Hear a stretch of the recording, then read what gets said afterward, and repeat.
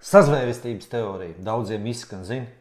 Valsts ierēģi uztaisīja mums sazvērestības teoriju.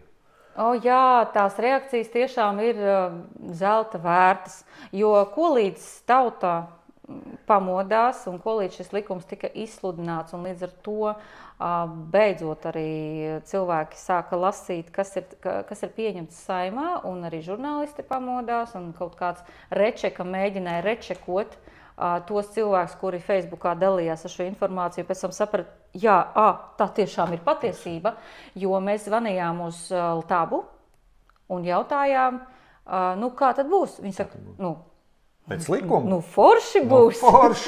Forši būs. Aplausus tu tur laikam arī dzirdēji. Viņi tur bija priecīgi, tur krēslas lauza sajūsmā.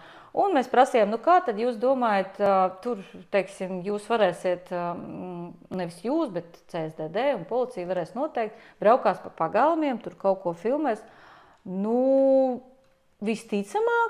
Visticamāk, vienkāršākais veids ir caur CSDD datubāzi. Priekš kām tērēt laiku. Mēs skatāmies, cik ir reģistrēta auto un cik ir okta. Viņi vienu lietu aizmirst, ielikt iekšā visā tajā. Sodiņus? Nē. Sodiņus viņi vēl nav ielikuši. Saproti, vēl ir kuteri. Tas nav sauszemes transporta līdzeklis. Johai. Tas ir pa sauszemi. Vai kājām gājējiem būs okta? Ar šo Saeimu varētu būt.